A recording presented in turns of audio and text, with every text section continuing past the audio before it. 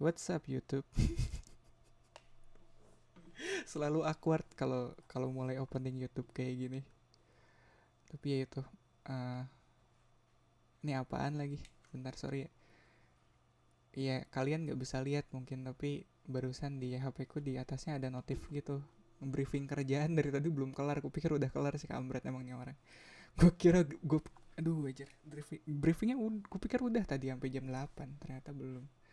Ntar deh ku cek. Mak, anakmu masuk YouTube lagi, Mak. Ya, yeah. Udah sering, men. Iya, ibuku udah bosen. Ngapain lu masuk-masuk YouTube, anjir? Jadi beban server YouTube aja lu. Udah di sini jadi beban keluarga, anjir.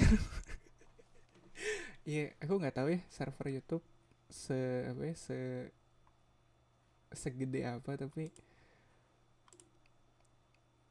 tadinya aku mikirnya kalau mau bikin video tuh gimana caranya supaya video ini nggak cuma jadi beban server YouTube doang gitu.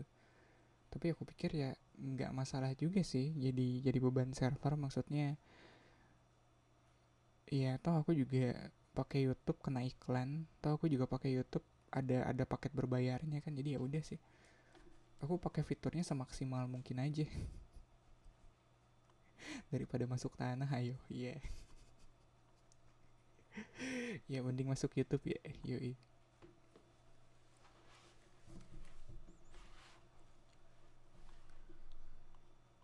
Ya malam ini aku mau baca Perahu Kertasnya di Lestari. Anjir, kemarin aku ke Gramet lihat lihat Rapi Jali sama apa sih satu lagi tuh yang sebelum Rapi Jali itu. Tadinya mau apa ya? Tadinya mau mau ku apa ya? Mau sekalian ku bawain di sini gitu. Cuma ntar deh, kayak aku ngerasa kayak hype-nya nggak apa hype-nya masih terlalu tinggi. Ya itu yang kemarin aku tekankan ke diriku sendiri sih, kayak dal jangan dulu, dal hype-nya terlalu masih tinggi, ntar lu nggak bisa objektif bawainnya. Kayak kayak bawainnya ke bawah hype doang kayak gitu. Jadi aku cari buku yang kira-kira masih bisa aku nikmati tapi udah gak terlalu hype gitu. Welcome Mitch ya. Ini si kampret apa sih, Mi? Lu mah kebiasaan udah, Mi, briefingnya kan. Aduh anjing. Lu mah iya iya iya gue baca, kampret anjir. Iya iya nih gue baca nih. Oh iya, yang nomor 2 itu dia update ke yang file request 2. Iya, fuck you. Apaan sih anjing? Makanya didatengin lagi ke broadcast, kebiasaan lu mami. Das gue mau request apaan? Oh iya, kalau di apa ya, kalau kalau lihat di video YouTube kelihatan aku lagi unboxing gitu bukunya. Iya, bukunya baru ku buka. Aku bisa begini ke buku-buku yang sebelumnya udah pernah aku baca. Kalau buku itu belum pernah aku baca ya aku baca dulu gitu. Tapi kalau Perahu Kertas kayaknya cukup berkesan juga waktu pertama kali baca, jadi ya udah aku buka di sini aja. Iya, yeah, udah, iya. Yeah. Kebiasaan tuh si Michi tuh begitu aja. Kayak kudu punktual ngomongnya dengan dia tuh, kudu kudu kudu as soon as possible. Kalau enggak di apa ya, kalau enggak didatengin. Ya gitu tuh orang-orang TE tuh begitu aja.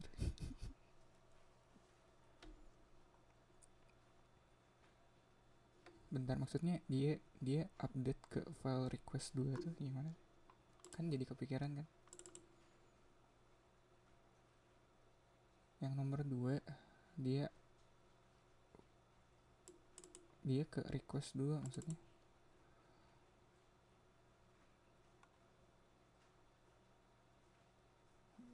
Briefingnya kan ada.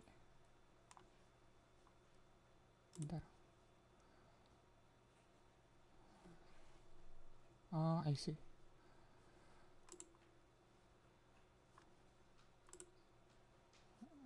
Oke, jadi posenya yang itu kan, Mi?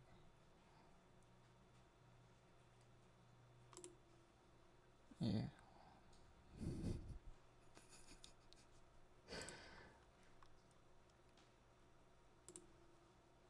Oke, I get it, I get it.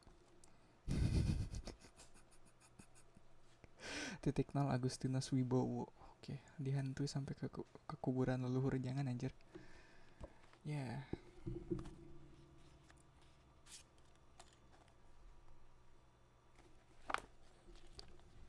Oh iya, aku lupa ternyata perahu kertas tuh di atas 400-an sih halamannya tuh.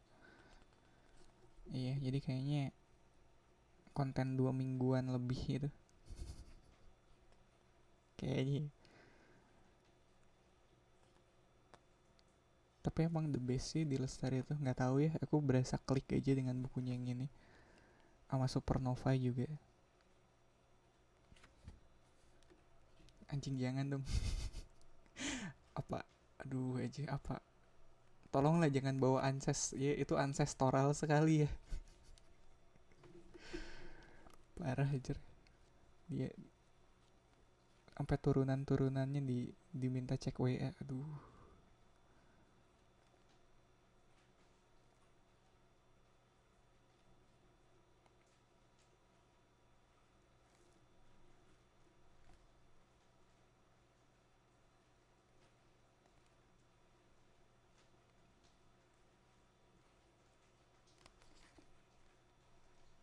Oh iya, uh, sempet apa ya, sempet kepikiran kayak,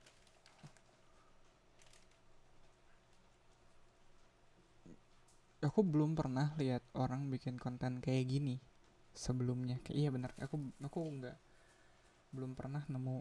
Oh ya, itu ada suara hujan beneran di luar. Bentar, keambil nggak sih suara hujan?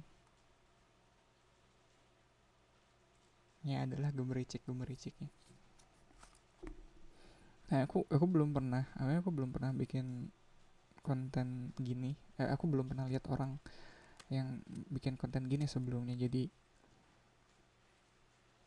dalam prosesnya kemungkinan aku bakal banyak stumble upon, aku bakal banyak agak rada tertatih gitu bawainnya, kayak aku sendiri soalnya nggak tahu yang bener tuh harusnya bagaimana anjir.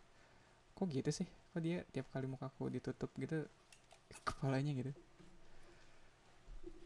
Yoi, lah kita kan masih masih deket Mi, gimana sih anjing. Ya kita tuh masih radius 10 kilometeran tuh nggak sampai anjir. Ya iyalah tempat lu hujan anjir. Kalau kalau nggak hujan ntar menyusul.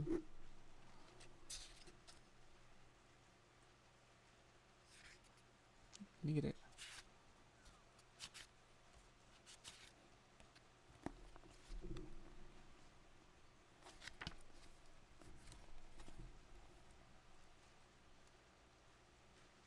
Bentar deh, kayaknya aku ngerasa ada utang sama si Kelvin. Jadi sebelum masuk ke perahu kertas, atau ntar aja ya beres ini, ntar aja deh ya Vin, lu ntar aku tutupnya pakai itu ya atau enggak?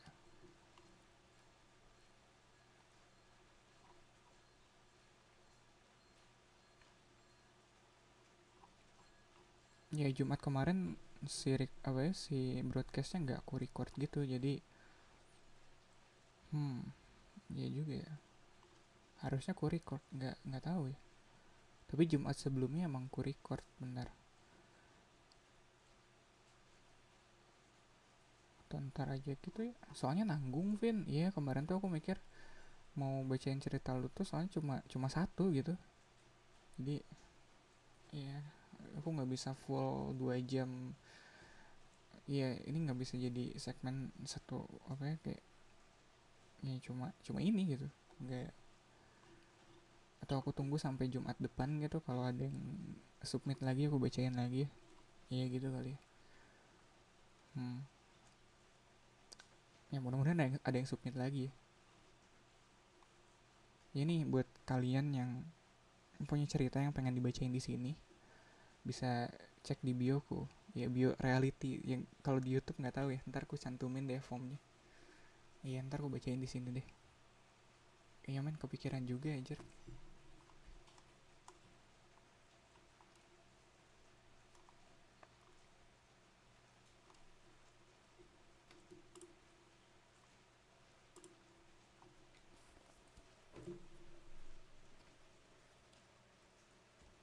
Ya udahlah, udah 10 menit anjir, belum belum mulai mulai, parah emang.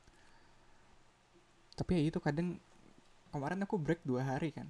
Iya, di situ mulai mulai terus jalan-jalan ke Gramet gitu, terus oh iya buku ini bisa aku bawain, buku ini bisa aku bawain, terus kayak kalau bikin konten kayak gini emang segampang itu kayaknya. Masa sih sebelumnya belum pernah ada yang melakukan. Aku mulai ngerasa kayak ini masa iya semudah ini gitu, atau aku atau aku salah gitu ya. Iya, kalau something udah terlalu mudah atau something udah terlalu familiar, kadang aku ngerasa ini emang beneran se-familiar ini atau beneran semudah ini, atau aku melakukan kesalahan kayak gitu. Mudah-mudahan enggak ya, mudah-mudahan. Tapi kalau ada yang kalau ada yang nonton ini dimanapun platformnya, terus ngerasa enggak adalah kudunya gini, atau punya insight yang kira-kira bisa yang konstruktif gitu, aku sangat terbuka sih. Ya mungkin aku mikir gitu mungkin karena minggu-minggu kemarin ngerasa stagnan aja sih, kayak udah nemu pakemnya, mungkin udah nemu enaknya gimana, jadi iya belakangan aku ngerasa sih broadcast gini aku bikinnya udah mulai berasa autopilot sih, jadi aku harus nyari hal lain yang bisa aku bisa aku aneh-anehin gitu. Ya makanya kadang aku eksperimen sama gearnya gitu, atau sama setupnya kayak gini, apakah sound ini sudah yang terbaik, apakah kualitas ini udah yang terbaik kayak gitu, apakah kontennya ini udah yang the best nih, Dal, konten kayak gini lu udah total belum nih. Ya kayaknya aku ngerasa ada ruang-ruang improvisasi baru di broadcast kayak gini.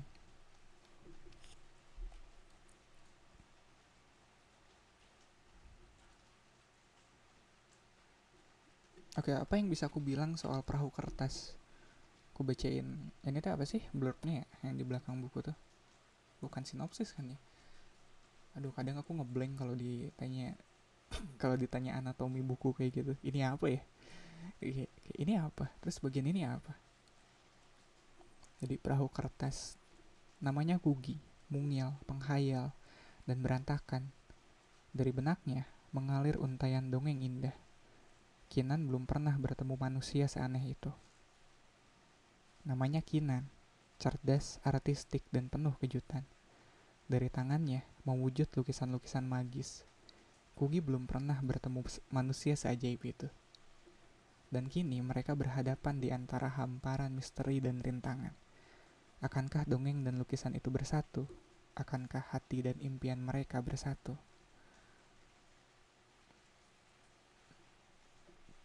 Dapat The London Book Fair Winner International Excellence Award 2019. Gak aneh sih, bukunya bagus. Atau apa ya, waktu pertama kali baca ini aku ngerasa ya bukunya bagus sih. Tantangannya adalah apakah aku bisa bawainnya dengan sebagus dulu pertama kali aku baca ini. Aduh, iya bener. Iya, adalah tantangannya di situ.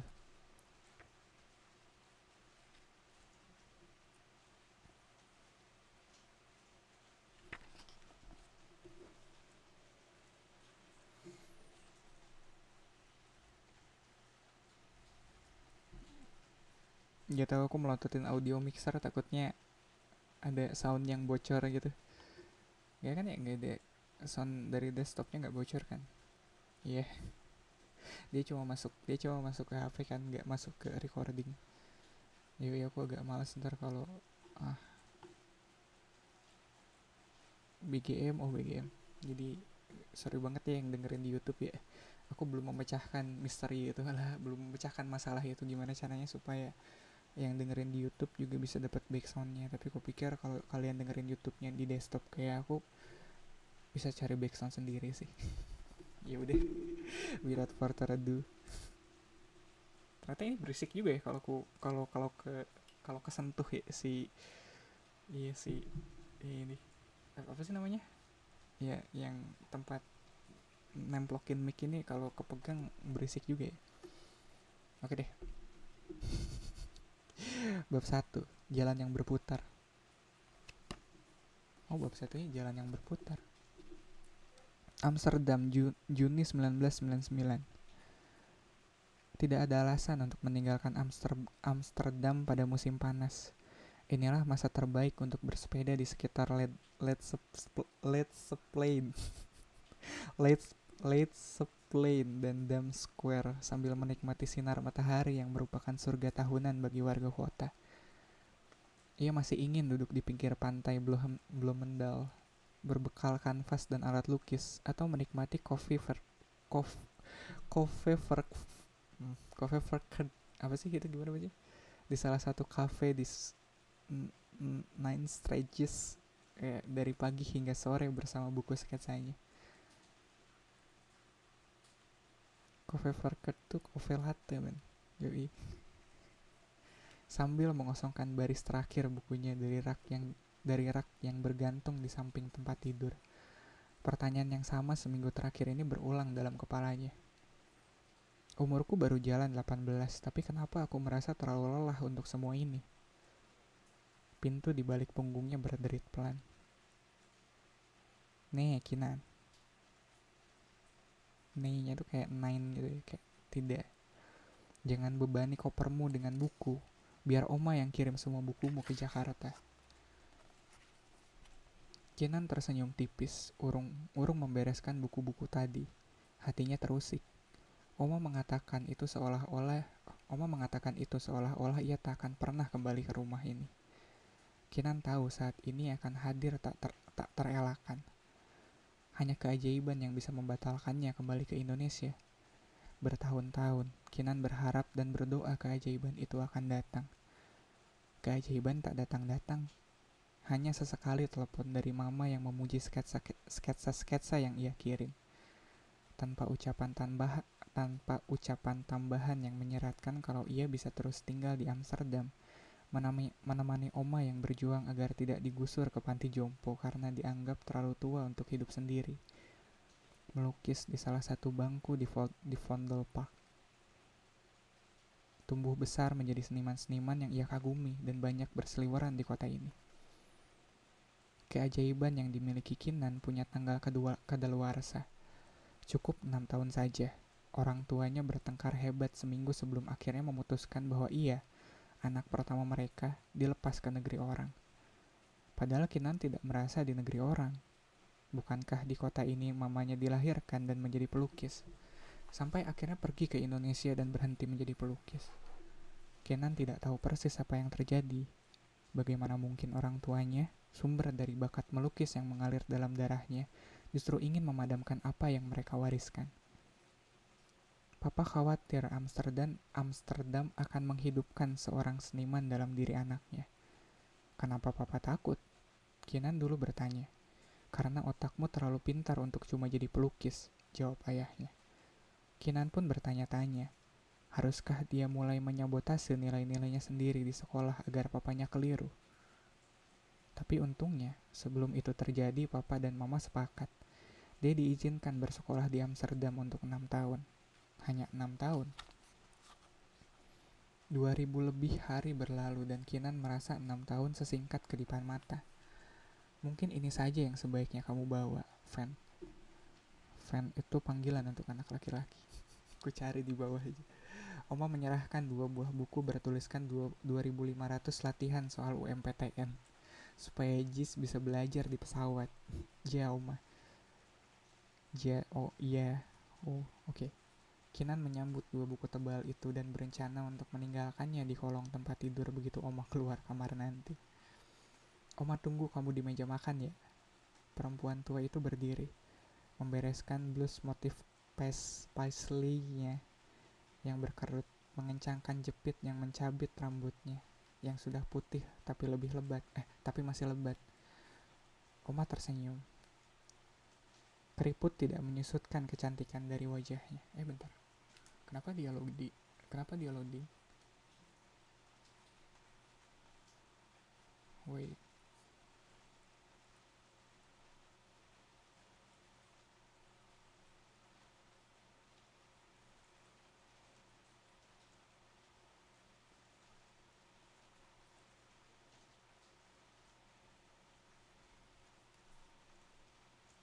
Iya, oke. Kayaknya bagian tadi rada itu ya. Aku mikir kalau tiap koneksinya turun gitu aku cut gitu kan. Tapi nggak tahu sih. Mungkin kedepannya aku bakal mempertimbangkan itu dengan lebih serius. Ya mungkin ya. Oma tersenyum. Keriput tidak menyusutkan kecantikan dari wajahnya. Oma sangat mirip Mama. Kinan mendadak merasakan kangen yang menjadikan kepulangannya ke Jakarta tidak terlalu buruk. Oma jadi masak. Aduh ajar bahasa Belanda. Siap. Bronem bonnet soup dan kas broje sesuai pesananmu. Oma kan need forget. Need forget tidak lupa. Oma selalu pegang janji. Satu malam pada musim dingin pertamanya di rumah ini, pemanas rumah mereka rusak. Oma mendekapnya dan membungkusnya dalam selimut tebal. Mereka berdua bertahan seperti itu di sofa, menunggu pagi. Untuk pertama kalinya juga mereka merasakan kedekatan seperti dua sahabat yang saling menjaga. Malam itu, Oma janji tidak akan menangis kalau satu saat Kinan pulang ke Indonesia. Dan Kinan pun ikut berjanji tanpa tahu betapa beratnya memegang janji itu. Kinan memandangi neneknya yang berjalan menuju meja makan. Sudut mulut Oma selalu tampak tersenyum dan membuat air mukanya selalu ramah. Langkahnya masih tegap meski memelan setahun belakangan ini. Dari celah pintu yang sedikit membuka, Kinan memandang Oma membereskan taplak meja yang sudah rapi dan duduk menatap sup kacang merah yang mengepul di wajahnya. Sekalipun samar, Kinan dapat melihat mata tua itu berkaca-kaca. Dan dalam gerakan cepat, Oma tampak menyusut sesuatu dari ujung matanya. Kinan menutup pintu kamar. Tak lama, seluruh ruangan itu tampak kabur. Berkali-kali Kinan mengerjapkan mata, tapi air di pelupuknya seperti tidak bisa berhenti. Jakarta, Juli 1999. Cewek bertubuh mungil itu tak henti-hentinya bergerak, berjingkat, kadang melompat, bahkan kakinya menandangi udara. Padahal kegiatannya hanyalah mengemas buku ke dalam dus, tapi dia memutuskan untuk mengombinasikannya dengan berjoget. Kupingnya tersumbat earphone yang mengumandangkan musik V-Wave koleksi abangnya. Dia baru lulus SMA sebulan yang lalu, tapi selera musiknya sama dengan anak SMA 15 tahun yang lalu. Semua orang selalu bilang, yang namanya Kugi itu luarannya doang up to date, tapi dalamannya out of date. Yang dikatai malah cuek, cenderung bangga. Kugi tetap bersikeras bahwa musik tahun 80-an terkecuali fashionnya sangat keren dan jenius. Aku gak tahu lagu ini, bentar. Karma Chameleon tuh yang mana? Bentar. Shit, kenapa aku jadi apa? Jadi kenapa? Dulu aku sempat kepikiran buat search ini, tapi gimana sih? Bentar. Oh ada. Bentar gimana sih?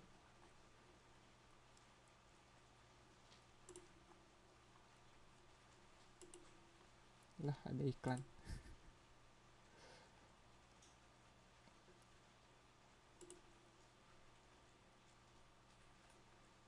Oh iya nih. Wait.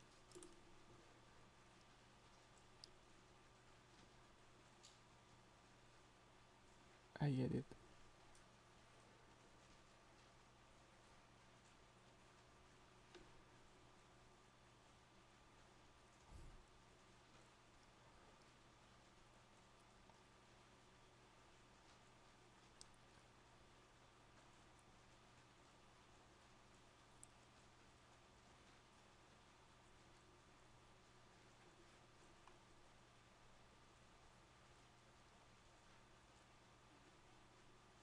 Oh gitu. Iya, ngerti. Jadi hmm. Karma chameleon. Ya gitu. Aduh, coba buat itu. Come and go. Aduh, jadi gitu. Ya, sorry ya. Kugi mengipas-ngipas sebuah buku sambil menandak-nandak. Ia berusaha keras tidak melihat cermin karena kelebatan bayangannya saja sudah membuat ia ingin terpingkal-pingkal. Jelek banget decaknya, terkagum-kagum sendiri. Dari luar, adik perempuannya Kesha mengetuk-ngetuk pintu. Setelah semenit tidak ada hasil, Kesha yang tidak sabar mulai menggedor-gedor. Kugi, woi, ada telepon tuh. Ada suara dewasa berceletuk pelan dari belakang. Kak Kugi, terdengar penekanan pada kata kak. Oh, Kak Kugi, oh gitu. Terdengar penekanan pada kata kak. Kesha melirik ibunya sambil melengos. Beliau tidak bosan-bosannya mengingatkan untuk memanggil Kugi dengan tambahan K. Masalahnya kelakuan kakak perempuannya yang satu itu kurang layak untuk menyandang titel kakak. Pintu pintu penuh stiker di hadapan Kesha membuka. Kugi melongok dengan sebelah earphone-nya menjuntai. Bukannya buru-buru mengangkat telepon, dia malah menengok ke ibunya dulu.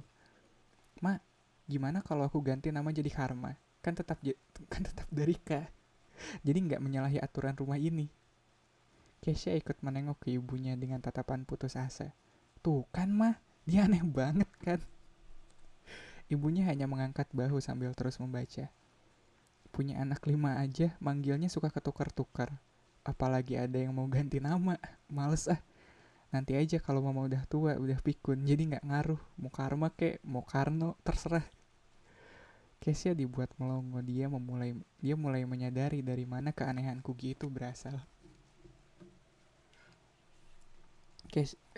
Dengan logat British yang dibuat-buat, Kugi menjawab telepon. Karma Chameleon speaking. Who's this? Ada beberapa detik kosong sampai terdengar jawaban dari ujung telepon. Gi, Noni nih. Emang lu sangka siapa yang telepon? Ratu Inggris. Mendengar suara Noni, mata Kugi langsung berbinar. Noni adalah sahabatnya sejak kecil. Dialah orang yang paling menunggu-nunggu Kugi selesai berkemas supaya bisa langsung cabut ke Bandung. Noni juga orang yang paling repot, persis seperti panitia penyambutan di kampung yang mau kedatangan pejabat tinggi. Dia yang mencarikan tempat kos bagi Kugi, menyiapkan jemputan, bahkan menyusun daftar acara mereka selama seminggu pertama. Singkatnya, Noni adalah seksi sibuknya. Jadi kesini nggak? Ntar kamar kos lu keburu gua lego ke orang lain. Suara Noni yang melengking tajam begitu kontras menggantikan suara Boy George yang halus di kuping Kugi. Santailah sedikit Bu Noni. Legalisasi STTB ke sekolah aja gue belum sempat. Hah? Orang lain tuh dari berabad-abad yang lalu udah legalisasi STTB-nya tahu. Itu jelas gak mungkin. Yang namanya STTB baru ada waktu angkatan abang gue sekolah. Kapan mulai beres-beres Ki? Buku-buku lu yang banyak banget itu dipaket aja ke Bandung. Gak usah bawa sendiri. Bagasi mobilnya Eko kan kecil. Nanti gak bakal muat. Lu bawa baju-baju aja ya. Tiket kereta api udah pesan belum? Lagi penuh loh. Ntar terpaksa beli di calo. Sayang duit. Non, lu tuh lebih cerewet dari 3 nyokap gue dijadiin satu, serius. Minggu depan, pokoknya gak mau tahu. Lu harus udah sampai di Bandung. Mobil Eko udah gue suruh masuk bengkel dulu biar gak mogok pas ngejemput lu di stasiun. Habis itu kita langsung keliling buat belanja kebutuhan lu. Kamar lu udah gue sapu-sapu dari kemarin. Pokoknya tahu beres deh. Tapi lu juga lebih rajin dari 3 pembantu gue dijadiin satu. Dasar anak gila. Kurang ajar lagi. Iya, kurang ajar. Gimana sih gue payah banget. Noni tiba-tiba tertawa. Kok lu jadi marahin diri lu sendiri? Iya, Kugi ikut tertawa. Supaya menghemat energi lu, Non. Kan lu udah capek bantuin gue. Udah capek ngurusin si Eko dan Fuadnya yang ngadat melulu itu. Emang, kadang-kadang mendingan ngedet pakai sepeda kumbang daripada Fiat kuning itu. Lebih sering si Fuad mogok daripada si Kombi kawin. Parah banget dong. Gua iya gitu. Aduh aja. Parah banget dong. Mending kalau Fuad bisa beranak, minimal kalian bisa jadi peternakan Fiat. Kugi tergelak-gelak. Komba dan Kombi adalah pasangan hamster peliharaan Noni dan pacarnya. Eko peliharaan Noni dan pacarnya Eko. Pasangan Komba dan Kombi ini tidak henti-hentinya beranak, sampai-sampai Noni dan Eko sempat punya profesi baru yakni pedagang hamster. Ya udah, minggu depan pokoknya gue tunggu di Bandung ya. Jangan lupa STTB. Jangan lupa STTB, pesan tiket kereta api, packing, paketin buku-buku lu. Payung lipat yang dulu lu pinjam, jaket jeans gua. Masih masih di lu kan ya? Terus Kugi menjauhkan gagang telepon sebentar dari kupingnya, menunggu sayup suara Noni selesai bicara sambil pindah-pindah saluran TV. Gi, udah dicatat semua? Kugi, Kugi buru-buru menyambar telepon kembali. Siap, siap. Sampai ketemu minggu depan ya. Saat pembicaraan telepon itu usai, Kugi terkikik-kikik sendiri. Sahabatnya yang satu itu memang luar biasa. Keluarganya sendiri bahkan tidak usah repot mengurus ini itu ketika Kugi harus bersiap kuliah di Bandung. Noni membereskan hampir segala persiapan Kugi dengan baik dan sukarela. Dari mereka kecil, memang selalu begitu. Orang-orang bilang, Noni seperti mengasuh adik, padahal mereka seumuran. Noni yang anak tunggal dan Kugi yang dari keluarga besar adalah sahabat karib yang saling melengkapi sejak TK. Kedua ayah mereka sama-sama merintis karir di perusahaan yang sama, dan hubungan kedua keluarga itu terjalin akrab semenjak hari pertama mereka berjumpa. Seperti disengaja, kedua ayah mereka pun selalu ditugaskan berbarengan. Noni dan Kugi tumbuh besar bersama, selalu tinggal di kompleks perumahan yang sama, pindah dari suatu kota ke kota lain hampir selalu bersamaan. Ujung Pandang, Balikpapan, Bontang, dan berakhir di Jakarta saat mereka kelas 1 SMP. Pada tahun itu, untuk pertama kalinya mereka berpisah. Ayah Noni yang duluan pensiun memilih tinggal di Subang untuk menghabiskan hari tuanya. Dan Noni kemudian disekolahkan di Bandung. Sementara ayah Kugi tetap tinggal di Jakarta bersama keluarganya.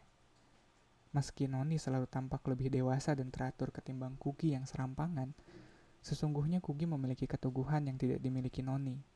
Sejak kecil, Kugi tahu apa yang dimau. Dan untuk hal yang ia suka, Kugi seolah-olah bertransformasi menjadi sosok yang sama sekali berbeda. Pilihannya mengambil jurusan sastra adalah buah dari cita-citanya yang ingin jadi penulis dongeng. Pilihannya kuliah di kota lain adalah buah dari khayalannya untuk hidup mandiri. Di luar dari perilakunya yang serba spontan, Kugi merencanakan dengan matang perjalanan hidupnya. Ia tahu alasan dibalik semua langkahnya, dan benar-benar serius menangani impiannya. Dari SD, Kugi rajin menabung dan semua hasil tabungannya dibelikan buku cerita anak-anak, dari mulai cergam stensilan sampai buku dongeng klasik yang mahal. Kemudian investasi itu ia putarkan lagi melalui usaha penyewaan, sampai bukunya terus bertambah banyak. Jadilah Kugi pemilik taman bacaan termuda di kompleksnya, sekaligus yang tergalak. Seperti predator di hutan rimba, ia memburu para penyewa nakal dengan sepeda mininya, hingga mereka tersudut dan tidak ada cara lain agar berhenti dikejar-kejar selain mengembalikan buku. Kugi melakoni dengan tekun segala kegiatannya anggap menunjang cita-citanya. Kugi menjadi pemimpin redaksi majalah sekolah dari mulai SMP sampai SMA. Ia dikenal sebagai pionir dengan ide-ide segar bagi kehidupan buletin sekolah. Ia nekat memburu para figur publik betulan untuk diwawancarai dengan pendekatan yang profesional, yang lalu dituangkan ke dalam bentuk artikel yang serius. Dengan rajin ia mengikuti segala perlombaan menulis di majalah-majalah, lalu bekerja sebaik dan sekeras mungkin untuk akhirnya keluar menjadi juara. Sampai-sampai Kugi hafal juri-juri mana yang biasa dipakai dan bagaimana seleranya. Tidak semua orang menganggap menjadi penulis dongeng layak disebut sebagai cita-cita. Kugi juga tahu itu.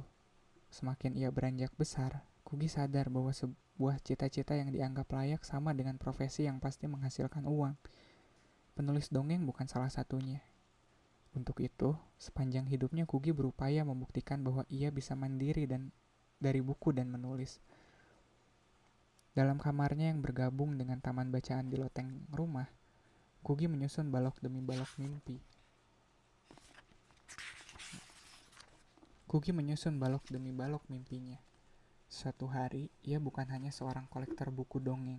Ia akan menulis dongengnya sendiri. Kendati jalan yang ditempuhnya harus berputar-putar. Ya, tadi bab satunya tuh kayak pengenalan karakter gitu, men. Iya, ramai banget aja. Bab satunya ramai banget ya. aku nggak masih belum benar-benar terbiasa dengan posisi duduk seperti ini men. Yoi, ini di luar apa ya, ini di luar ya, enaknya sih begini, cuma suaranya jadi nggak maksimal gitu. Yoi, agak pegel men, serius. Emang udah mentok begini ya. Ya segini paling. Ya si masang si gagang apa ya, si mic ini tuh di luar apa ya, di luar planning sebelumnya. Aku nggak ya, aku pikir dia bisa nempel tapi posisinya harusnya nggak gini, tapi nggak tahu di kamera kelihatan estetik ya kalau gini. Ya udah deh. Iya kayaknya duduknya aku kudu rada majuan gitu. Yoi.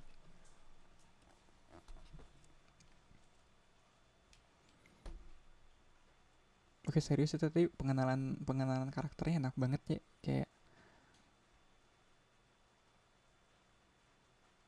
kayak gregetnya tuh ada gitu. Iya. Ini kayaknya pertanyaan aku yang di awal, apakah aku bisa ngebawain buku ini seasik waktu aku baca buku ini, kayaknya enggak deh. Iya. Tulisannya asik banget sampai kayaknya cara aku nyeritainnya juga cara aku nggak bisa nangkep apa sih. Iya, yeah, terlalu apa ya, terlalu storytellingnya mungkin emang begitu ya, tapi kalau aku sedikit bandingin dengan buku-buku terakhir yang aku bawain di sini, ini chapter pertama tersulit yang aku bawain sejauh ini. Nggak tahu ya, ini mungkin kedengeran agak aneh kalau baca buku ya, tapi visualnya kayak banget men, serius. Dari bab satunya visualnya kayak banget ya. Kayak banyak hal yang terjadi, banyak hal yang dibahas, kayak bikin subteksnya banyak, tapi itu nggak bikin jadi. Aku tahu chapter satu ini tuh kayak karakter introductionnya gitu kan, kayak intro karakternya di sini, terus info dumpnya tuh nggak berasa kayak info dump gitu. Dia bisa menyisipkan ke dalam subteks yang ini apaan sih dong. Ya aku nggak suka sih pakai bahasa yang terlalu teknikal gitu, yang jelas ini asik.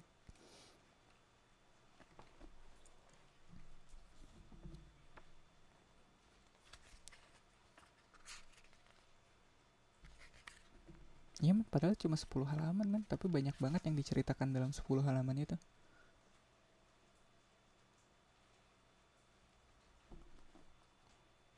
Ntar deh ada kayaknya ada yang pengen ku tambahin, tapi ntar deh kayaknya. Bab 2, pindah ke Bandung. Jakarta, Agustus 1999. Kinan mana mah? Tanya pria itu dengan gelisah. Badannya yang tinggi dan masih tegap untuk umurnya yang memasuki kepala 5, hanya berbalutkan kaos putih polos dan celana olahraga. Langkah-langkah beratnya hilir mudik sedari tadi. Palingan juga masih tidur, jawab istrinya santai. Konsentrasinya lebih berpusat pada 2 gelas berisi kopi susu panas yang sedang ia aduk. Gimana sih? Kok kayaknya kita yang lebih antusias menunggu pengumuman UMPTN daripada pesertanya sendiri? Dumal suaminya. Eh itu itu korannya datang, seru istrinya ketika ia mendengar gesekan kertas koran di depan pintu. Seperti balap lari, mereka buru-buru ke pintu depan dan langsung membuka halaman tengah koran yang padat dengan barisan nama-nama. Ini namanya, dia masuk. Nggak, ini namanya, dia masuk. Gitu ya. Istrinya berseru dengan suara tercekat sambil menunjuk satu nama. Antara percaya dan tidak, pria itu pun meyakinkan dirinya berkali-kali bahwa memang cuma ada satu nama seperti itu, Kinan. Tercetak jelas. Kita bangunkan saja dia, ujarnya tidak sabar. Ah nggak usah, biar dia tidur sepuas-puasnya. Kasihan Kinan, dari kemarin begadang terus. Istrinya menyergah dengan senyum mengembang. Toh hari ini dia sudah membuat kita semua lega. Padahal Kinan sudah tahu apa yang terjadi. Tidak mungkin menutup telinga dari suara apapun di rumah mungil itu. Di rumah mungil ini. Sambil meringkuk dan memeluk lutut, Kinan menerawang di atas tempat tidur. bertanya-tanya pada dirinya sendiri, apakah ia salah karena tidak merasakan kebahagiaan yang sama? Apakah ia puas atas kesuksesannya menyenangkan orang lain? Dan apakah ia cukup berduka atas pengkhianatannya pada diri sendiri? Di depan kanvas, mata Kinan terpaku, mendapatkan lembar kosong itu sebagai jawaban pertanyaan hatinya. 2 belokan dari rumah Kugi ada sebuah kali. Meski berair coklat, arus kali itu mengalir lancar dan tidak mampat seperti kebanyakan kali di kota Jakarta. Kugi menyadari sesuatu ketika baru pindah ke Jakarta. Dimanapun ia tinggal, ia selalu menemukan air mengalir dekat rumahnya, seolah-olah ada yang menginginkan agar kebiasaannya yang satu itu terus berjalan. Kugi ingat betul bagaimana sejarah kebiasaan itu bermula. Waktu itu, keluarganya masih tinggal di ujung pandang. Rumah mereka yang berseberangan dengan laut membuat Kugi kecil banyak menghabiskan hari-harinya di pantai. Adalah Karel, abangnya yang paling besar yang pertama kali memberitahu bahwa zodiak Kugi adalah Aquarius. Simbolnya air. Kugi kecil lalu berkhayal dirinya adalah anak buah Dewa Neptunus yang diutus untuk tinggal di daratan. Seperti mata-mata yang rutin melapor ke markas besar, Kugi percaya bahwa ia harus menulis surat untuk Neptunus dan melaporkan apa saja yang terjadi dalam hidupnya. Ia mengirim suratnya yang pertama saat mulai bisa menulis sendiri. Kugi melipat surat itu menjadi perahu lalu dihanyutkan ke laut. Hampir setiap sore Kugi selalu mampir ke pantai, mengirimkan surat-surat berisi cerita atau gambar untuk Neptunus. Kugi protes keras saat keluarga mereka harus pindah kota, yang artinya tak ada pantai lagi dekat rumah. Ia ngambek berkepanjangan sampai akhirnya Karel menjelaskan bahwa selama ada aliran air, dimanapun itu, Kugi tetap bisa mengirim surat ke Neptunus. Semua aliran air akan menuju ke laut, begitu kata Karel sambil menyusutkan linangan air mata di pipi Kugi. Air sungai bakal sampai ke laut. Karel mengangguk. Air empeng bakal sampai ke laut. Karel mengangguk lagi. Air selokan bakal sampai ke laut. Karel masih mengangguk. Barulah Kugi teryakinkan, kendati bukan lagi dekat laut. Rumah mereka yang berpindah-pindah selalu dekat sesuatu yang mampu meyakinkan Kugi bahwa surat-suratnya tetap sampai pada Neptunus, termasuk rumah mereka yang dekat kali di Jakarta. Namun kebiasaan itu mengendur seiring waktu.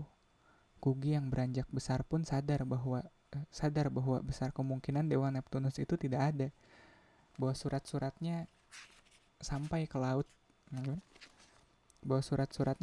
laut sudah dalam bentuk serpihan mikron yang tak lagi bermakna, atau bahkan tidak sampai sama sekali. Namun Kugi juga tidak bisa menjelaskan bagaimana di lubuk hatinya ia masih ingin percaya. Ia tidak bisa menjelaskan bagaimana batinnya dibuat damai dengan menyaksikan perahu-perahu kertas itu hanyut terbawa air. Pagi itu, ia berdiri di tepi kali. Hiruk-pikuk kerumunan anak kampung dari pelosok gang berdengung di telinganya. Namun Kugi tak terganggu. Matanya tak lepas mengamati aliran air coklat di bawah kakinya. Perlahan ia mengeluarkan sesuatu dari kantong celana. Sebuah perahu kertas. Kugi tidak ingat kapan terakhir ia menghanyutkan perahu di sana. Terlalu lama ia lupa tugasnya sebagai mata-mata dunia air. Entah kenapa, kepergiannya kali ini menggerakkan ia kembali menulis. Sebuah surat pendek berisi sebaris kalimat. Nus, saya pindah ke Bandung. I'll find my stream. Sampai ketemu. Berbarengan dengan batu, kail, daun, dan segala yang dicemplungkan tangan-tangan kecil di sebelahnya.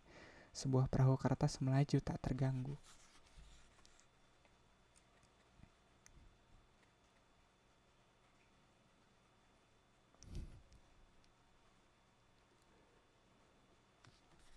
Gimana? Melengguk. Lu tuh lebih cerewet dari 3 nyokap gue dijadiin satu. Ya aku dengarnya cuma di sini doang anjir. Iya, sorry ya dari tadi aku nggak baca chat. Aku baru nggak anjir. Yoi, sorry Mi. baru ku baca sekarang anjir.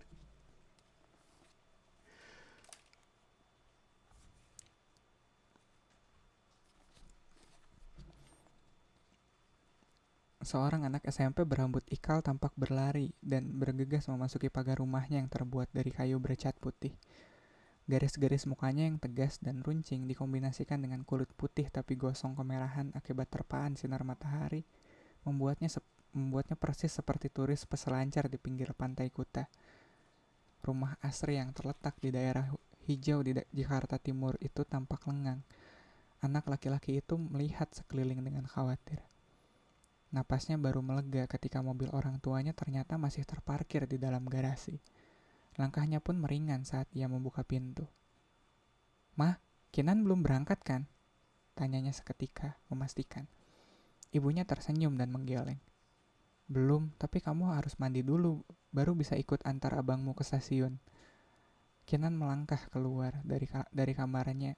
Kinan melangkah keluar dari kamarnya dan nyengir melihat adiknya yang dekil bermandikan keringat. Tapi jelek-jelek gitu, Jaron banyak yang naksir mah. Muka Jaron bersemu merah. Pikirannya melayang pada surat-surat dan foto-foto yang sering diselipkan di tasnya oleh cewek-cewek di sekolah.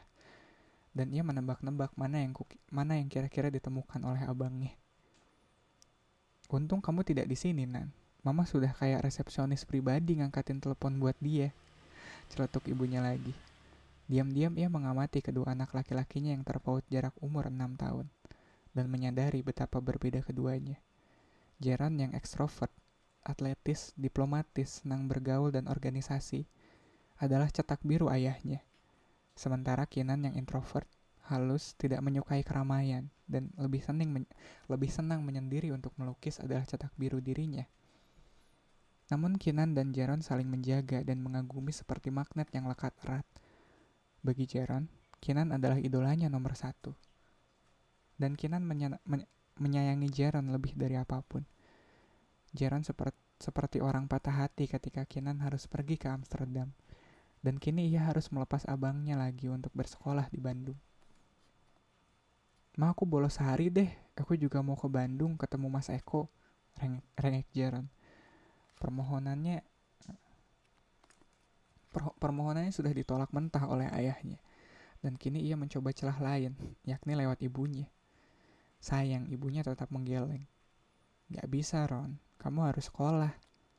"Mama yakin saya dijemput Eko?" tanya Kinan. "Ya iyalah, Mama sudah telepon langsung ke Eko. Memangnya kenapa? Saya nggak ingat mukanya. Dia juga pasti sama. Kami terakhir ketemu ini aneh banget aja si dialeknya Kinan tuh iya kerasa banget dia pakai bahasa Indonesianya kayak masih kaku gitu ya. "Ya iyalah, saya nggak ingat mukanya. Dia juga pasti sama. Kami terakhir ketemu kan waktu SD, ya kan?" Kayak kayak kaku banget bahasa Indonesianya, Ben. Jaron langsung menyambar senang. "Nah, itu dia mah. Kalau aku ikut, aku nanti bisa kasih tahu Mas Eko yang mana." Ibu mereka tersenyum melihat usaha keduanya. Eko adalah sepupu Kinan yang sejak SMA bersekolah di Bandung, dan kini mereka akan berkuliah di kampus yang sama. Semasa keduanya masih SD, sebelum Kinan berangkat ke Amsterdam, Kinan dan Eko bersahabat karib. Baru sekarang lagi mereka akan bertemu setelah terpisah sekian lama. "Alasan kamu memang masuk akal, Nan. Tapi Eko sudah Mama pesankan untuk bawa tulisan nama kamu. Jadi biarpun kalian tidak hafal muka, kalian pasti akan bertemu," jawab ibunya sambil mengerling ke arah Jaron. Terdengar suara pintu kamar membuka dan melangkahlah keluar ayahnya yang masih berkemeja dan dasi lengkap. Ia pun telah minta izin dari kantornya demi melepas Kinan ke Bandung. "Semua barang kamu sudah siap, Nan?" tanyanya sambil meraih kunci mobil dari meja. "Sudah, Pak." Kinan berdiri di samping satu travel bag. "Itu saja. Sisanya dipaket ke Bandung," timpal ibunya, dan ujung matanya menunjuk ke sudut yang penuh sesak oleh tumpukan dus berisi alat lukis. Ayahnya menghela nafas. Riak pada air mukanya tidak bisa disembunyikan, dan Kinan melihatnya dengan jelas. Ada suasana mendung yang seketika menggantung di ruangan itu. Satu demi satu satu demi satu pun melanjutkan kegiatannya masing-masing tanpa suara. Gimana bunyi kalimatnya enak banget ya? Gak tahu. Tadi aku sempat kecele gitu gara-gara bunyinya terlalu deket. Tapi rimanya enak men. Gak tahu, aku bacanya enak aja. Bandung, Agustus 1999. Tidak ada yang lebih dahsyat daripada gabungan gerimis hujan di luar dan selimut hangat di dalam kamar. Demikian prinsip Kugi. Meringkuk di tempat tidur sepanjang sore sambil bermimpi indah adalah misinya sore itu. Sayangnya ia lupa mengunci pintu. Cahaya dari luar seketika menerangi kamarnya yang temaram. Langkah tergesa dan suara bernada tinggi mengacaukan suasana hening yang membungkus Kugi seperti kepompong. Gi, bangun, pergi yuk. Selimut yang tampak menggunduk itu tak bergerak. Gi, Eko udah di depan, si Fuad gak bisa dimatiin. Ntar mogok yuk cepetan. Kugi menyahut dengan gumaman tak jelas. Noni terpaksa mengambil tindakan lebih ekstrim. Dengan gesit ia menyingkap selimut dan memercik-mercikkan air dari gelas di sebelah tempat tidur. Kugi menghindar gelagapan. Penyerangan! Invasi ruang privat! Gak usah berlagak deh, ayo bangun. Kugi terduduk dengan paksa, mata terpejam sebelah dan rambut semerawut. Non, berhubung kamar kita bakal sebelahan, setidaknya dalam 4 tahun ke depan gue jelaskan satu aturan yang sangat penting, oke? Tidur siang adalah momen sakral buat gue. Bonus hujan lagi. Harusnya lu masuk ke sini pun jalannya pakai lutut dan sungkem dulu ke kaki tempat tidur. Kita jemput sepupunya Eko ke stasiun yuk. Jam 5 keretanya nyampe. Lu mau pakai baju yang mana? Biar gue siapin. Noni seperti tak mendengar khotbah penting Kugi. Kedua mata Kugi terbuka. Bentar. Kenapa kok gue harus ikut? Itu kan sepupu si Eko. Lu yang pacarnya si Eko. Kenapa gue harus dilibatkan segala? Kugi berseru putus asa. Soalnya si Fuad ngadat lagi. Kalau mogok harus ada yang dorong. Untuk dorong kita butuh tenaga. Kugi menganga tak percaya. Jadi gue dibangunin dari tidur suci gue untuk jadi cadangan tenaga ngedorong si Fuad.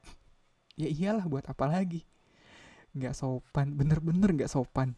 Gue cuma dianggap kuli dorong mobil. Sambil menggerutu Kugi bangun. Mau pakai baju yang mana? Yang ini. Kugi menunjuk pakaian yang menempel di tubuhnya. Celana batik selutut yang sudah mengusam dan kaos kegedean bertulisan Like Toba yang sudah tipis dan lentur seperti lap dapur. Iya, jangan gitu-gitu amat dong, Gi.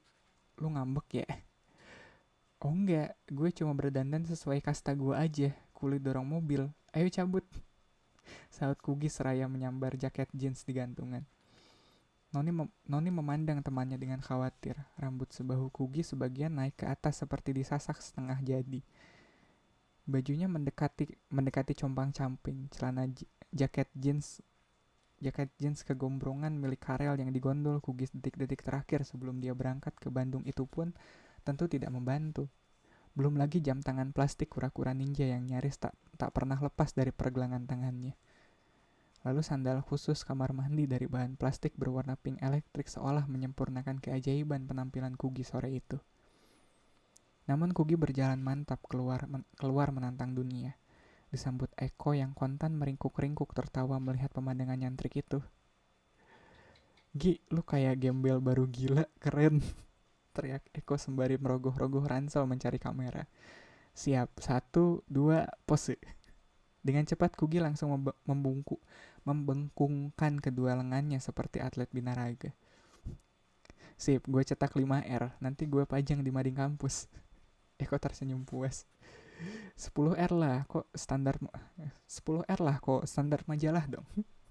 Orang gila lu layanin. Ya makin senang lah dia. Lihat mukanya happy gitu.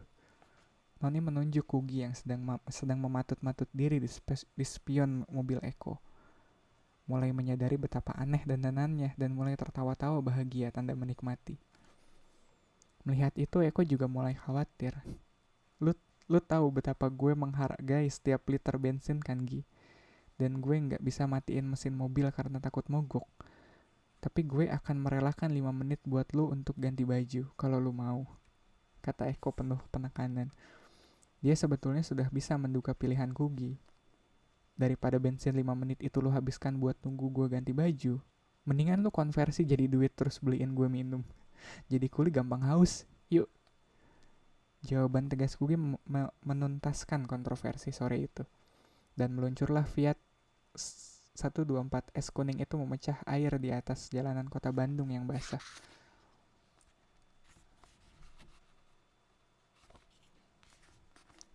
Lautan penumpang kereta api telah melewati 3 sekawanan itu sejak 10 menit yang lalu. Tapi mereka belum juga menemukan objek jemputannya. Noni dan Kugi sudah mulai resah. Lu yakin dia pakai kereta jam 5? Kok nggak muncul-muncul? Tanya Kugi pada Eko yang celingak-celinguk tiada henti. Gue yakin dia pakai kereta yang ini. Masalahnya gue nggak tahu mukanya. Hah? Teriak Kugi dan Noni hampir berbarengan. Kok kamu nggak bawa tulisan atau apa kek? Cecar Noni. Eko nyengir masam-masam. Ketinggalan, Non. Ampun deh, kalau bilang dari tadi kan aku bisa cari kertas sama pulpen, omel Noni. Tenang, muka sepupuku tuh unik kok. Pokoknya gimana ya? Kapan kalian terakhir ketemu? Tanya Kugi. Waktu SD. Eko menjawab setengah menggumam.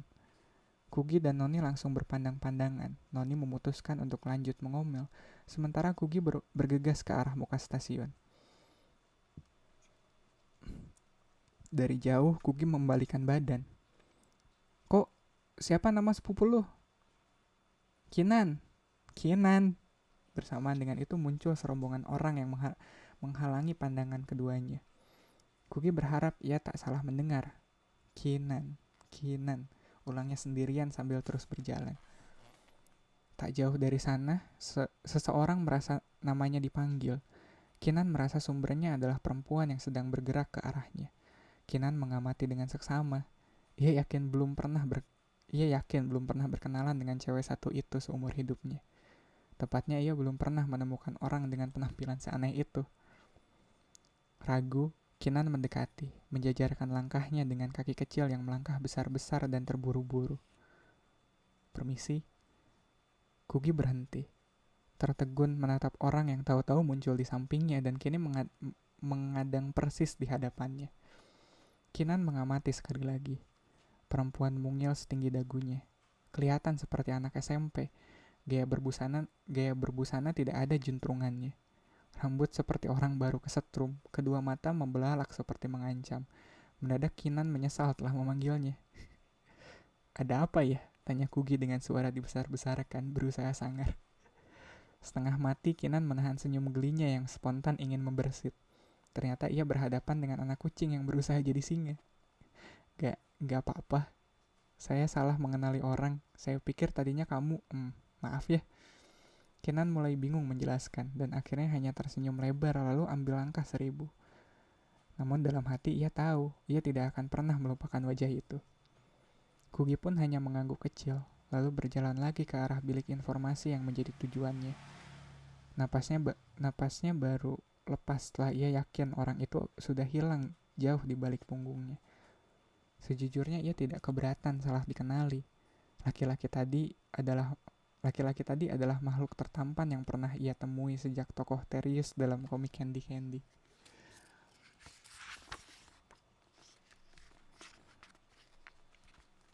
Namun, harus selalu waspada dengan semua makhluk sok akrab, tegas Kugi dalam hati. Lebih baik konsentrasi mencari sepupu Eko nan malang. Ia pun memotivasi diri, berusaha melupakan apa yang baru ia lihat.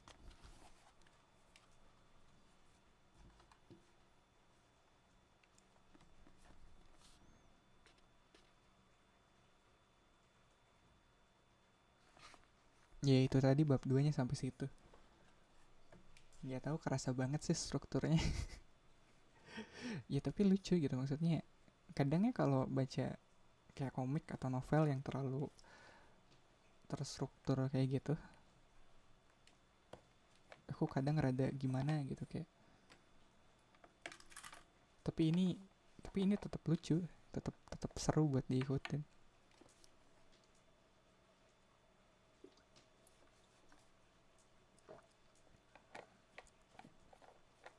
Gak tahu sih, dulu kayak sempet belajar dikit gitu soal story struktur kan. Terus kayak ya kayak cerita per babnya tuh, di cara-cara nyusun satu apa ya, kayak satu cerita dari bab ke babnya tuh kayak gimana. Nah sebenarnya dari buku ini juga aku yang jadi referensinya gitu, kayak gimana cara ngenalin karakter, terus gimana cara apa ya, eh, ngejelasin konfliknya kayak gitu. Kayak konflik tuh jangan jangan tiba-tiba gejreng gitu di tengah-tengah gitu. Di awal-awalnya tuh harus harus ada gitu, kayak clue-clue menuju konflik itu, jangan tiba-tiba muncul tengah-tengah tanpa tanpa dijelasin di awal-awal kayak gitu. Ya makanya kayak bikin bab-bab awal tuh beratnya tuh sebenarnya di situ, kayak menanamkan kayak benih-benih gagasan kalau kedepannya bakal gimana tuh itu. Bahkan di bahkan di cerita yang cukup cukup straightforward kayak gini gitu, kayak kan ini kan cerita soal cewek cowok yang apakah apakah apa sih, kayak kayak tipikal komik shoujo yang ada karakter cewek ada karakter cowok, apakah mereka bisa jadian atau enggak kayak gitu kan. Kalau jadian gimana caranya, kalau enggak masalahnya di mana kayak gitu. Jadi secara struktur kayak gitu, tapi gimana caranya bikin cerita yang masih ngikutin struktur itu tapi tetap bisa di apa ya, tetap bisa dinikmatin kayak gitu. Bumbunya tuh bukan di strukturnya sebenarnya, struktur tuh kayak apa ya, kayak kayak adonan intinya. Iya, ya kayak ya ini jokes aku yang martabak tawar sih. Iya, tahun kemarin gitu ada temen ke rumah, terus dia mm, waktu itu kayaknya aku lagi ulang tahun iya. Terus dia nanya, Dal mau dibawain martabak apa kayak gitu, ya, maksudnya toppingnya apa gitu martabak. Terus aku bilang ya udah martabak tawar aja. Kan ngetrol ya, maksudnya ini apa sih maksudnya. Kok martabak tawar sih Dal. Iya iya martabak tawar aja. Untung lu ulang tahun aja, kalau enggak iya lu minta aneh-aneh, untung lagi ulang tahun tapi dibawain sih untungnya martabak tawar kayak gitu. Ya terus aku bilang kayak ya martabak tawar tuh esensinya men, iya lu bisa tahu ini martabak tuh enak atau enggak kalau lu tahu adonan tawarnya kayak gimana. Ya lu juga bisa tahu kayak cerita ini seru atau enggak kalau lu baca strukturnya kayak gimana. Ya story struktur tuh di situ. Ntar paling yang ngebedain bumbunya atau toppingnya. Sama kayak cerita sebelumnya yang aku baca di sini, kayak apa ya, kayak kapal kertas ya, cerita kapal kertas itu kan basically sama kayak ini, cuma dia bumbunya lain, endingnya juga lain. Apa sih openingnya lah, apa sih bumbunya lain, openingnya lain, apa ya, konfliknya lain, endingnya lain kayak gitu, tapi strukturnya sama kayak ini. Kayak ada dua karakter masing-masing dikenalkan, mereka kenalan, terus mereka jalan bareng kayak gitu, saling berhubungan.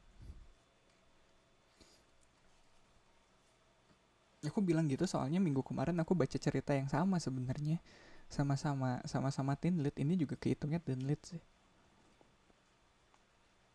Cuma bedanya ini lebih tebal aja kali. Teen lead apa sih dah? Ya Win, ini kayaknya kualatnya aku dari zaman sekolah, ogah-ogahan diminta, iya Win baca baca teen lead aja, baca ini dong. Aku ogah-ogahan. Kualatnya aku sekarang malah harus baca ginian.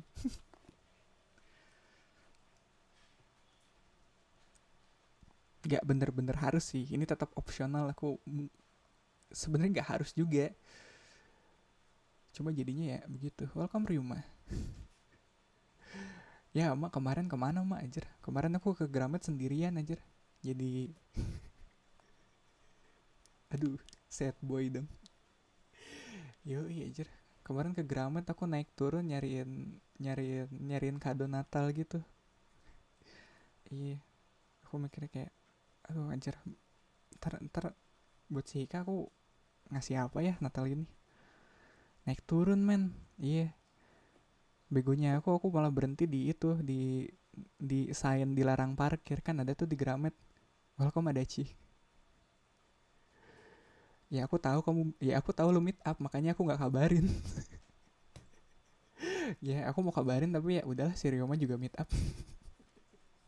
Jadinya aku bolak balik gitu aja. Ya aku nyari apa ya buat si Hika. Masa masa tanda dilarang parkir aja. Apaan sih Dal itu? Is it your best bet? Welcome Adachi. Yahoo. Yoi lagi hujan. Masa ngasih tanda dilarang parkir aja. Iya iya Dal, dilarang parkir. Soalnya ntar kalau ada cowok yang deketin dia, dia bisa kalau ada cowok yang deketin dia tanpa ada niatan untuk menetap, dia bisa kasih lihat tanda itu. Iya, dilarang parkir. Aduh anjing. Aduh, aku udah pakai jokes itu 3 kali dari semenjak kemarin ya, dan tetap kerasa kayak shit. It's too damn stupid, man. Iya, yeah. Yes it is. Your best bet. Tapi serius serius Mi, lu setuju dengan ide itu Mi? Ini orang pertama ini yang setuju. Aku pribadi mikir itu stupid, tapi ya udah lah ya, masih ada waktu kan ya. Aku nyari, ya nyari, aku coba pikirin lagi deh. Aduh, masa itu sih yang ada di kepala lu dah aja cuma itu. Ya tapi aduh sorry. Oh ya, buat lu kan nggak ngerayain Natal mah, gimana sih aja. Ini aneh banget Ryuma aja. Buat aku nggak ngasih apa-apa, lu kan nggak ngerayain Natal mah, gimana sih? Kenapa it's your best bet ya? Iya ya, ya kali anjir, ya kali gue ngelawak terus Mi. Ya kali gue ngelawak terus anjir.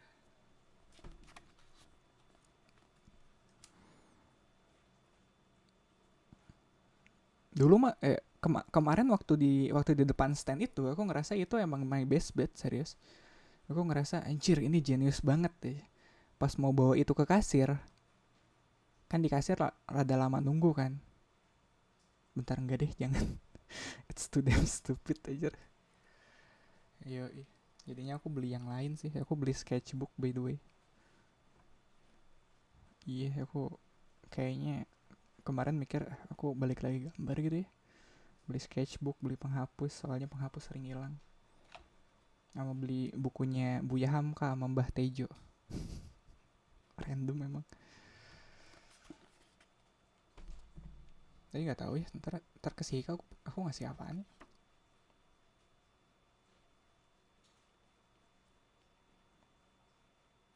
Aku mikirnya kalau aku ngasih dilarang parkir udah ketebak jokesnya kayak gitu, kayak udah lama nggak ada kabarnya, gimana kabarnya, gimana ya sekarang. Iya, ketemu ngejokes anjir. Gaimin dia mah udah apal, maksudnya dia udah, kayaknya dia udah menduga itu bakal terjadi anjir. Iya, yeah, even for my standard it's too damn stupid. Iya, kayak selalu kayak kayaknya aku udah terlalu sering ngasih ngasih ngasih benda random yang kalau ditanya kenapa nggak penting gitu, kayak kenapa kamu ngasih ini, jawabannya pasti nggak penting kayak gitu. Kayaknya dia udah terbiasa men dengan sikap aku yang dengan sifat aku yang seperti itu. Kayak apa sih Dal, hal, aduh ini kan terlalu random aja. Kali-kali aku ngasih yang hal yang seriusan dikit, nah apa sih aku. Iya, lagian lagian aku kan nggak ngelawak terus-terusan ya.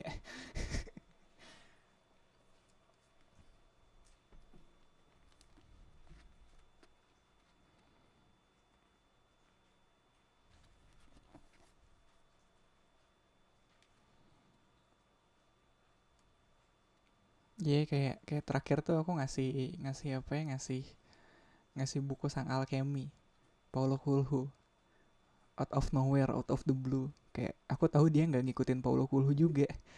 Aku tahu dia nggak, apa sih, aku tahu dia nggak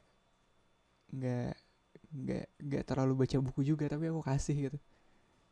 Iya, aku bahkan waktu itu sengaja belinya 2 kali anjir. Aku udah punya tapi aku beli lagi. Kayak aku sengaja sengaja belinya 2 anjir. Tai. Iya, soalnya dulu aku sempet apa ya dulu apa ya soalnya dulu aku pernah inget bilang gini. Iya, kalau ada satu buku yang bakal aku dongengin terus-terusan ke anakku, yaitu bukunya Sang Alkemi Paulo Coelho. Iya, terus aku kirim satu kopian buat dia. Random kan, maksudnya out of the blue gitu, kayak iya semut itu gitu aja. Kayaknya nggak harus apa ya, kayak harus begitu sih, maksudnya nggak tahu ya. Aku ngerasa ada hal yang harus diubah dari caraku untuk ya kayak kayak try to be specialnya gitu loh, ngerti gak sih? Iya, itu hal yang harus aku agak kurangi gitu. Mungkin aku harus lebih casual dalam menyikapinya. Saya buat dia juga gift giving tuh ya secasual itu, sebiasa itu. Kadang terlalu terlalu thoughtful dalam menyikapi gift giving juga nggak baik sih. Maksudnya yang udah sih aku jadi overthinking kayak kemarin. Kadang tuh suka berusaha jadi misterius. Iya men, iya kan. Kayak something tuh ada hidden meaningnya gitu, tapi ya harusnya aku bisa lebih casual sih menyikapi menyikapi soal gituan. Nggak yang nggak yang apa ya, nggak yang tricky, nggak yang sok misterius, nggak yang thoughtful kayak filosofis kayak iya lu thoughtful banget anjir, kayak udah kayak filosofis. Aduh.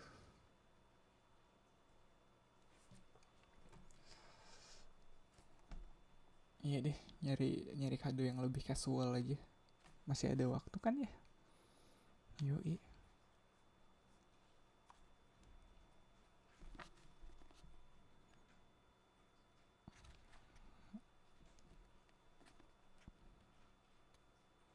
Bentar, ya udah kayaknya kita sempat buat satu bab lagi. Aku bacain deh. Bab 3 Mother Alien. Ya judulnya Mother Alien. Noni dan Eko yang mulai putus asa menunggu di tempat sama akhirnya berjalan ke arah depan stasiun. Suasana mulai lengang, tinggal segelintir orang yang tersisa. Aku coba telepon ke rumah tanteku deh. Siapa tahu memang dia pakai kereta yang lain.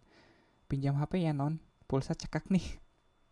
Anjir, gaya bahasa itu khas banget ya. Iya, gak maksudnya khas banget di tahun segitu, tahun 2000-an.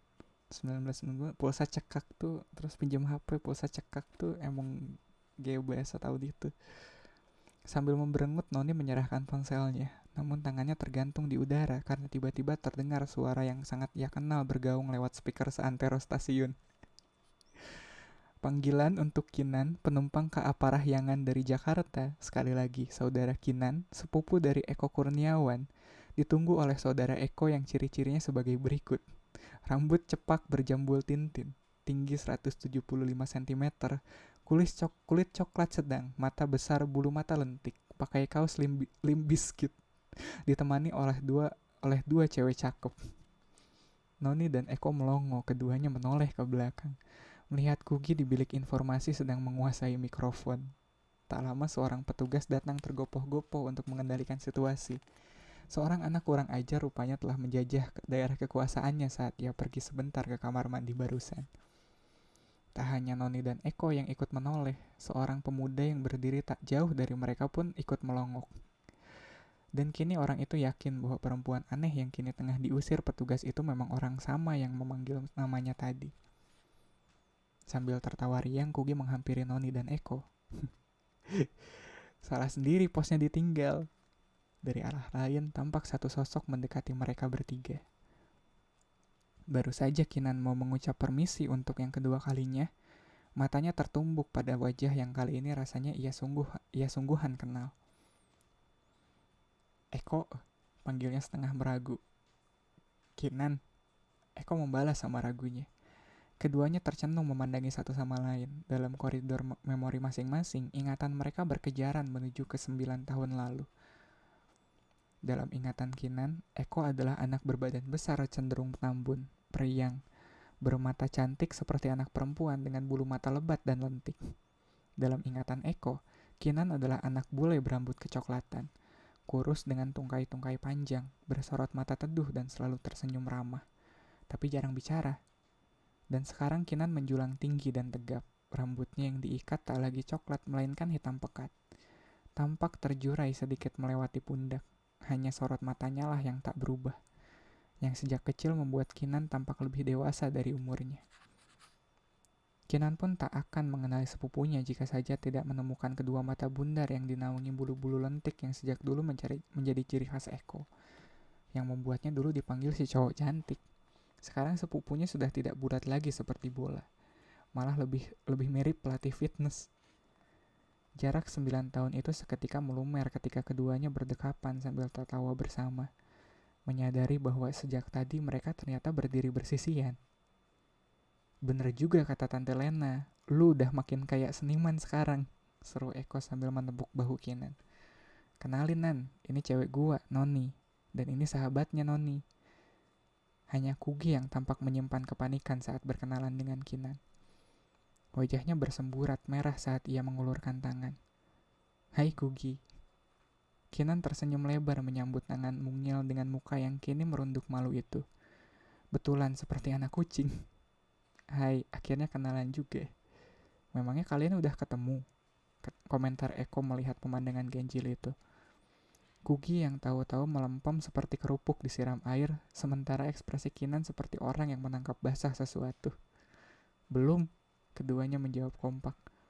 Mereka berdua berpandangan lalu tertawa. Sudah, ralat keduanya lagi, juga bersamaan. Dan mereka tertawa lagi. Gimana sih? Eko dan Noni mulai merasa ada konspirasi di balik ini semua. Mungkin kita sudah ketemu di kehidupan lampau. Timpal Kugi cepat. Yap, dan dulu dia galak sekali. Kinan ikut menambahkan, mantap. Eko melengos melihat keduanya, malas mempermasalahkan apakah dua orang itu serius atau bercanda. Dari dulu dia udah hancur gini belum dananannya, celetuknya sambil menunjuk Kugi. Oh selalu, Kinan nyengir.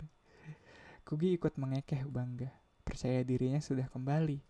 Seketika ada keakraban yang mulai mencairkan jarak dan waktu di antara mereka berempat.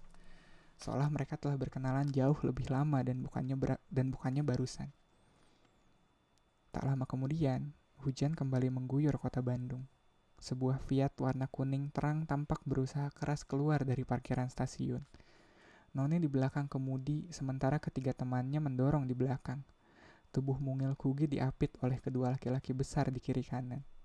Tapi jelas suara lantangnya yang berfungsi sebagai mandor. Ia berteriak-teriak sekuat tenaga untuk membakar semangat, sampai akhirnya Fiat itu berhasil kembali melaju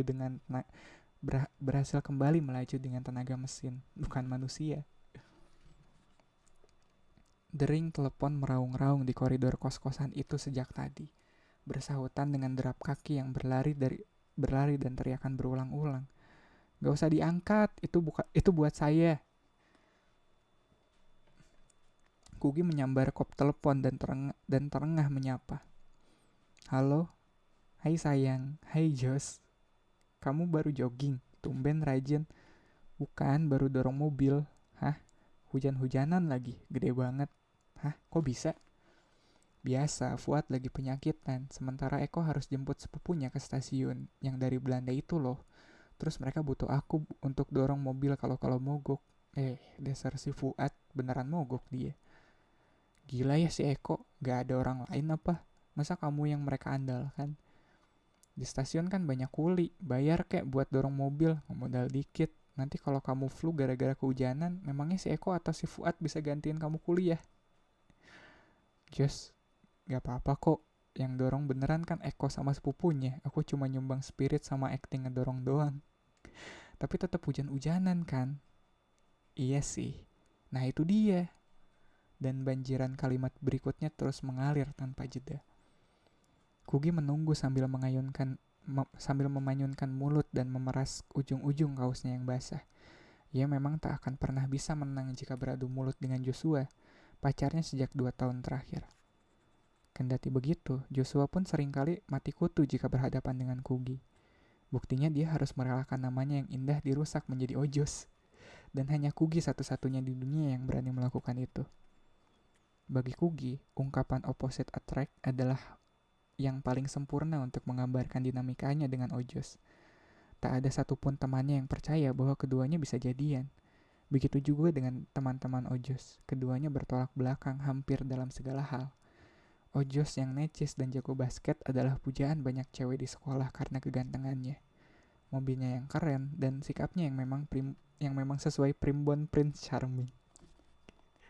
Membukakan pintu, membawakan seikat bunga, dan makan malam di restoran mewah bertemankan sinar lilin adalah prosedur standar Ojos. Di sisi yang berbeda, Kugi pun termasuk sosok populer di sekolah karena aktivitas dan pergaulannya yang luas. Tapi Kugi berasal dari kutub yang berbeda. Kugi dikenal dengan julukan Mother Alien. Ia dianggap duta besar dari semua makhluk aneh di sekolah. Semuanya tak habis pikir bagaimana mungkin Prince Charming dan Mother Alien bisa bersatu.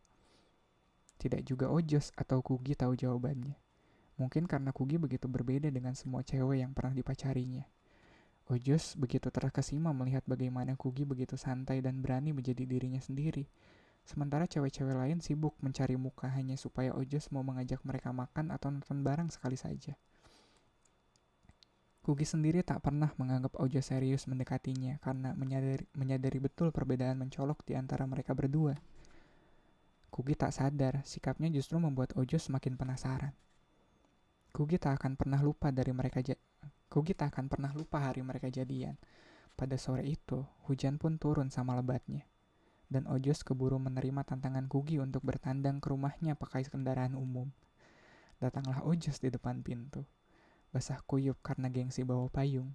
Rambut rapinya layu ditimpa air hujan. Dan seikat mawar putihnya berantakan tergencat punggung orang di Metro Mini. Dan kali itu, Kugi melihat Ojos dengan pandangan lain. Bukan lagi anak manja yang dipuja-puja satu sekolah, melainkan seseorang yang siap berkorban demi pilihan hatinya. Dan hati Kugi pun akhirnya memilih. Hampir 2 tahun mereka pacaran, dan mereka tetap dua manusia yang bertolak belakang. Di mata Kugi, Ojos yang perhatian dan cerewet kadang-kadang berfungsi sebagai penata hidupnya, dan laki-laki yang membantunya menjejak bumi saat terlalu lama berada di dunia khayal. Di mata Ojos, Kugi yang cuek dan seenaknya terkadang menjadi pengingat bagi dirinya untuk bersikap santai dan terbuka bagi segala kejutan dalam hidup. Cukup banyak penyesuaian yang mereka pelajari selama 2 tahun ini. Salah satu trik yang dipelajari Kugi kalau Ojos sedang kambuh cerewetnya adalah menjauhkan sedikit gagang telepon lalu mencari kesibukan lain. Dan kini ia masih asyik meremas ujung-ujung rambutnya. Masih meremas ujung-ujung bajunya. Kugi, dengar nggak? Kugi tersadar dan buru-buru mendekatkan gagang telepon. Kenapa? Sorry tadi kresek-kresek. Tadi aku bilang, lain kali kamu naik taksi aja kemana-mana. Jangan percaya deh sama si Fuad. Udah sering kamu dikerjain mobil satu itu. Naik taksi mahal. Kalau dorong Fuad, udahannya malah suka dijajanin minum sama Eko. Ojos menghela nafas putus asa. Ya udah terserah. Ganti baju gih, nanti masuk angin. Oh iya, kapan dong kamu beli HP baru? Masa kalau mau telepon harus ke kosan terus? Kan enakan ngobrol di kamar. Ponsel Kugi, produk second keluaran 4 tahun yang lalu, sudah tak berfungsi lagi layarnya. Selama ini ia terpaksa menggantungkan nasib pada feeling. Mulai urusan memencet tombol sampai menerima telepon. Alhasil Kugi kehabisan banyak pulsa karena salah sambung. Dan tak berhasil menghindari telepon-telepon yang tak diinginkan karena tidak tahu siapa gerangan yang menelponnya. Aku nabung dulu ya Jos, aku lagi bikin cerpen nih, kali ini aku mau coba kirim ke majalah. Jadi ada penghasilan, malu minta sama bokap, lagian kalau HP kayaknya gak usah dikasih. Kamu lagi bikin cerita apa? Aku lagi bikin cerpen cinta gitu, kalau dimuat honornya cukup beli HP baru. Pasti dimuat, kamu kan hebat, ceweknya siapa dulu. Oh iya, aku juga lagi bikin dongeng tentang sayur-sayuran. Jadi gini, tokoh utamanya Pangeran Lobak dari Kerajaan Ubi. Lalu tokoh antagonisnya penyihir namanya Nyi Kunyit dari Negeri Rempah. Ojas punya trik jika Hugis yang berceloteh tentang dunia hayal yang tak ia mengerti, yakni menjauhkan gagang telepon sedikit dan mencari kesibukan lain. Ojas mulai membuka-buka tumpukan majalah otomotif di hadapannya, sementara mulutnya sesekali membuka. Oh ya? Oh iya iya. Hmm, oh iya. Seru kan? Hebat nggak ceritaku? Jos, halo? Ojas tersadar dan buru-buru mendekatkan gagang telepon. Wow, gila, seru banget. Ya udah, kamu mandi gih. Besok aku telepon lagi ya. Besok aku telepon lagi ya, sayang. Bye. Dah, balas Kugi. Baru saja Kugi hendak bangkit berdiri, tahu-tahu selembar handuk telah dilemparkan ke pangkuannya. Diomelin sama Ojos ya? Tanya Noni yang sedang berdiri di depan Kugi. Ya, biasalah. Kayak nggak tahu aja. Dia kan jelmaan lu dalam bentuk laki-laki. Ujar Kugi sambil terkekeh. Nanti malam diajak makan sama Eko, gabung yuk. Kugi menelan ludah. Pakai Fuad lagi. Fuad tewas. Besok mau masuk bengkel dulu. Rencananya Eko dan Kinan mampir ke sini pakai angkot. Nanti kita jalan kaki aja cari yang deket-deket atau delivery service. Terima kasih ya. Terima kasih ya Tuhan. Makan gratis. Gak pakai dorong. Kugi melonjak girang dan menghilang di balik pintu kamar mandi. Iya, itu tadi bab 3. Iya, bab 3-nya gitu. Iya, bab 3 udah konflik dikit-dikit udah masuk kayak gitu. Harus ada seru-serunya gitu. Iya, iyalah kalau udah masuk bab 3 gitu atau nggak tahu kalau aku baca apa ya kayak ada yang namanya struktur cerita kan emang. Iya dulu waktu mungkin dulu aku bikin komik kayak gitu deh. Ya kayak aku tahu struktur yang bener tuh gimana tapi gak aku amalkan gitu. Parah emang. Iya pas prakteknya atau aku bikin kemarinnya nulis Broken Butterfly gitu ya. Rasanya enggak. Ya kayak apa ya itu kayak aku tahu gimana dan apanya tapi begitu prakteknya terserah aku lah. Bodoh amat aja. Nggak bisa sih kayak gitu. Nggak maksudnya setahu aku sih kalau kalau serius di industri agak sulit kalau mau begitu kecuali nama lo emang udah apa ya udah terkenal. Soalnya kalau dari sudut pandang pembaca mereka jadi asing kayak gitu ngebacanya. Bentar kok ceritanya begini kan kayak gitu kayak ntar pembaca nggak kenal. Kayak kemarin tuh apa ya yang cerita kapal kertas yang di endingnya aku nggak ngeh oh ternyata si tokoh si cowok ganteng yang harusnya sempurna ini ternyata nggak sempurna kayak gitu. Kalau di kalau di twist gitu ya kan formulanya kan selalu gitu karena sebenarnya itu formulanya yang eh, cewek biasa-biasa aja yang jadian sama cowok terganteng di sekolah kayak gitu. Formulanya kayak gitu tapi di twist di endingnya ternyata mereka nggak seperti ternyata endingnya seperti itu ternyata konfliknya gini gitu tapi formula awalnya gitu. Nah kalau kalau twistnya ada di awal pembaca bakal bingung buat nentuin si ceritanya bakal kayak gimana kayak gitu. Soalnya sih kayak formula cowok cewek biasa-biasa aja yang jadi yang naksir ke eh, cowok paling ganteng di sekolah tuh kan udah sering banget dipakai ya. Jadi udah jadi staple gitu. Aku tuh kalau ikut formula yang udah ada tuh agak gimana gitu. Apalagi kalau kalau aku masih dikasih kebebasan untuk untuk menulis ya sebisa mungkin gak aku pakai sih. Ya kecuali ada di bawah kontrak mungkin aku bisa lebih nego kali ya. Tapi kalau aku dibebaskan untuk nulis apapun terserah aku gitu ya bodo amat sih aku bisa pakai pakai rumusku sendiri. Yoi. Bentar aku cari buat lagu closingnya apa ya, perahu kertas aja. Perahu kertasnya mau di ayun deh.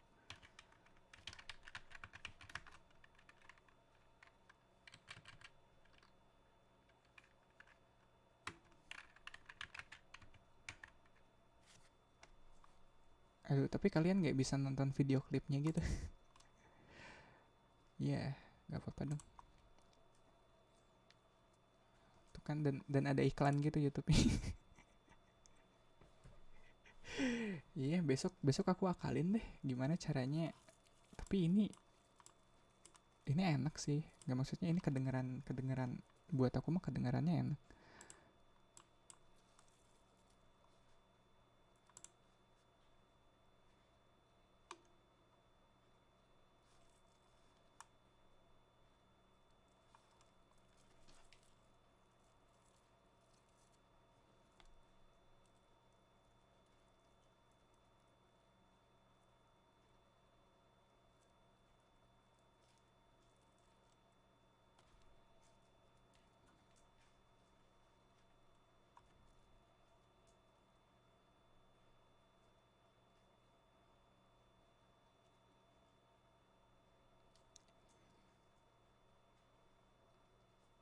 Bentar. Iya, aku kepikiran. Iya, bentar. Iya. Eh, tapi bener nggak ya? Aduh shit. Tapi buat gitu aku kudu close dulu deh kayaknya. Iya gitu?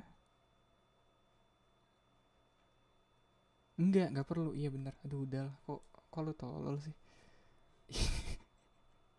Iya. Iya, sorry. Aku baru nggak. Bisa, Del. Bisa.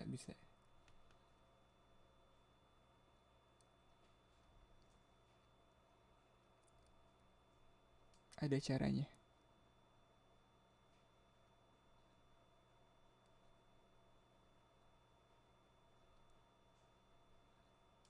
Iya, dengan gini si suaraku nggak akan masuk ke reality for a while ya. Untuk sementara. Ini juga waktunya apa sih? Terus waktunya juga shit, bentar. Enggak. Hup, ya. Iya, dia tadi nongol gitu di atas. Aduh anjir. Close. Tapi safe sih. Nah, dengan gini karena suaraku nggak masuk ke reality, aku bisa pakai waktunya buat closing gitu di YouTube. Ya udah, gitu aja. Aku baru kliknya barusan. Ya udah, buat malam ini. Aduh, ceritanya aku tutup sampai situ dulu. Besok kita lanjut lagi di waktu yang sama ya. Thank you banget yang udah nonton sejauh ini, men. 1,5 jam dong recordingnya. Ya udah, thank you YouTube.